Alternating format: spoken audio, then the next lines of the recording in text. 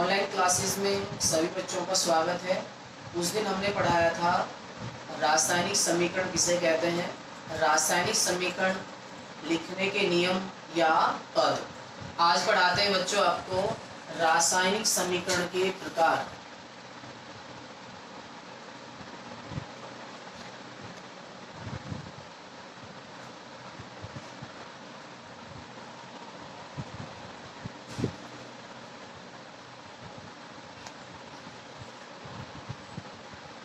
क्या पढ़ाएंगे बच्चों? रासायनिक समीकरण के प्रकार। आपको पता होना चाहिए रासायनिक समीकरण कितने प्रकार की होती है, ध्यान रखना है। इसके दो प्रकार होते हैं। एक तो है असंतुलित समीकरण,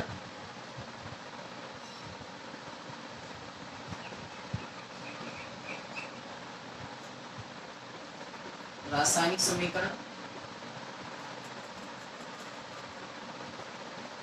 जिसको कंकाली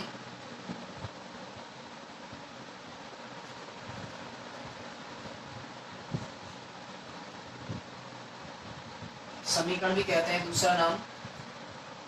दूसरा प्रकार है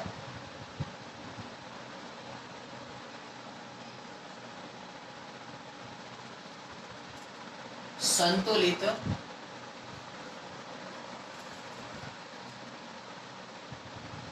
रासायनिक समीकरण। याद होना चाहिए बच्चों आपको, समीकरण कितने प्रकार की होती हैं? दो प्रकार की, असंतुलित समीकरण और संतुलित समीकरण। पहला पढ़ाते हैं आपको असंतुलित समीकरण। सबसे पहले तो परिभाषा याद होनी चाहिए असंतुलित समीकरण की, कि ऐसी समीकरण जिसमें अभिकारक या क्रियाकारक वे उत्पाद या क्रियाफल की मात्रा समान नहीं होती। मतलब इन दोनों में जो अणु परमाणु भाग लेते हैं उनकी संख्या समान नहीं होती है, असमान होती है। तो ऐसी समीकरण को हम असंतुलित रासायनिक समीकरण कहते हैं। जैसे इसमें आपको याद रखना है एग्जाम्पल,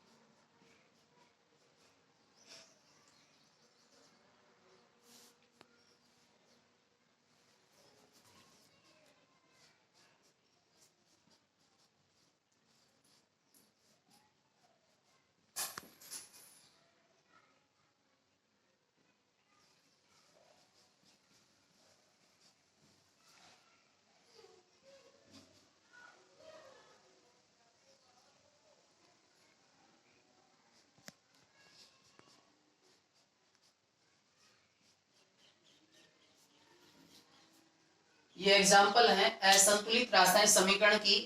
अब आपको पता होना चाहिए कि असंतुलित रासायनिक समीकरण की पहचान कैसे करेंगे। अभी हमने थोड़ी देर पहले बताया था आपको कि इसमें अभिकारक और क्रियाफल या उत्पाद की मात्रा समान नहीं होती। यदि दोनों की मात्रा समान है तो आप समझ रहे हो संतुलित समीकरण होगी, यदि असमान है तो असंतुलित समीकरण होगी। पता लगाते हैं, पहला एग्जाम्पल लेते हैं। जैसे N2 प्लस O2 NO बना रहा है, नाइट्रोजन और ऑक्सीजन गैस मिलकर नाइट्रोजन ऑक्साइड का निर्माण कर रही है। लेकिन आपको पता होना चाहिए कि समीकरण असंतुलित है या संतुलित है। तो देखो यहाँ पर N 1 है, यहाँ पर N कितना है? 2। तो बच्चों आपको वैसे ही समझ में आ रहा होगा कि ये कैसी समीकरण है, ये असंतुलित समीकरण। तो आप इसमें नजर मार सकते हो सारे उदाहरणों पर कि कौन सी समीकरण असंतुलित है, कौन सी संतुलित है। मैं मानता हूं ये सभी जो एग्जाम्पल मैंने लिखे हैं ये सभी कौन सी समीकरण को प्रदर्शित करते हैं? असंतुलित रासायनिक समीकरण को। ठीक है बच्चों। दूसरी समीकरण है संतुलित रासायनिक समीकरण। शब्द से पता चल रहा है ऐसी रासायनिक समीकरण जिसमें अभिकारक व उत्पाद दोनों की मात्राएं समान होती है, लेकिन इसमें भी हमको पहचान करना पड़ेगा कि दी हुई समीकरण असंतुलित है या संतुलित है। अब ये सभी मैंने क्या लिखी थी, असंतुलित समीकरण लिखी थी, तो इसमें हमें मात्राएं संतुलित करनी है, ठीक है। अब जैसे यहाँ पर n कितने हैं, 2, तो यहाँ पर 1 है, तो हम यहाँ पर 2 लगाकर देख रहे हैं। देखो 2n है, 2n है, नाइट्रोजन का संतुलन हो गया। ऑक्सीजन कितना है, 2, और 2 ही ऑक्सीजन है, ठीक है। उत्पाद में भी 2 ही ऑक्सीजन है, तो ये संतुलित समीकरण बन गई। तो अब इसमें अभिकारक और उत्पाद दोनों की मात्राएं क्या हो गई हैं, समान। इसी तरह से दूसरा उदाहरण है, हाइड्रोजन आयोडीन के साथ क्रिया कर कर हाइड्रोजन आयोडाइड का निर्माण करती है, ठीक है। तो इसमें भी देखो H2 है, यहाँ पर I2 है, यहाँ पर H2 है। H2 की मात्रा कितनी है, 2, यहाँ पर H कितना है, 1, तो हम यहाँ पर 2 लगाकर देख रहे हैं, तो 2H हो गए, इधर भी 2H हो गए, इधर I 2 है, इधर भी I 2 हो गए। इसी तरह से N2 प्लस 3H2 2NH3 बन रही है, मतलब नाइट्रोजन हाइड्रोजन के साथ क्रिया कर अमोनिया का निर्माण कर रही है।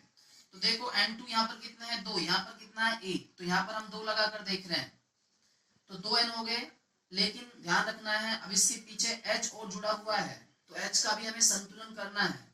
3 दूनी 6, ध्यान रखना है जब किसी संख्या के पीछे कोई संख्या लगी रहती है और उसके आगे भी कोई संख्या लगी रहती है तो मल्टीप्लाई होता है, गुना करते हैं उसकी, जब उसकी कुल संख्या आती है 3 दूनी 6, तो यहाँ पर हाइड्रोजन की संख्या कितनी हो गई बच्चों, 6, यहाँ पर 3 दूनी 6, तो हाइड्रोजन की संख्या भी यहाँ पर कितनी हो गई, 6, तो ये भी संतुलित समीकरण हो गई। इसी तरह से Fe यहाँ पर कितना है, 1, यहाँ पर कितने हैं, 3, ठीक है। ये समीकरण अधूरी थी, इसको पूरा कर लेते हैं। यहाँ पर Fe कितने हैं, 1, यहाँ पर कितने हैं, 3, तो बच्चों क्या करें, Fe के आगे क्या लगाएं, 3 लगा दें।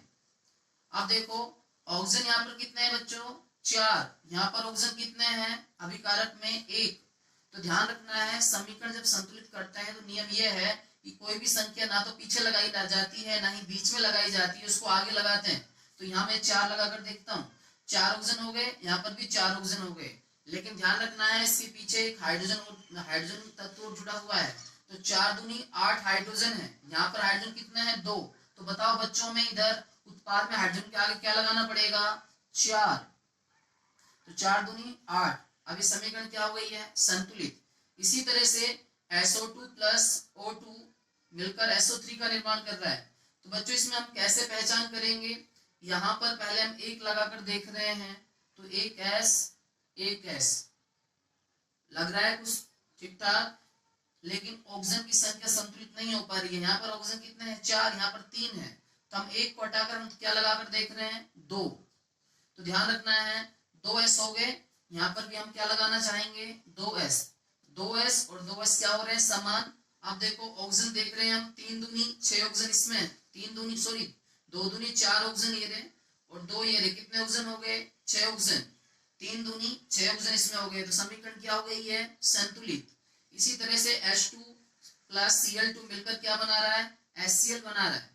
तो यहाँ पर सीधी सी बात है, यहाँ पर ये 2 है अभिकारक, यहाँ पर ये 1 है, तो हम यहाँ क्या लगा देंगे, 2। तो ये समीकरण क्या है, सारी संतुलित समीकरण आप पहचान पा रहे हो। इनमें अभिकारक और उत्पाद दोनों की मात्राएं क्या है, समान।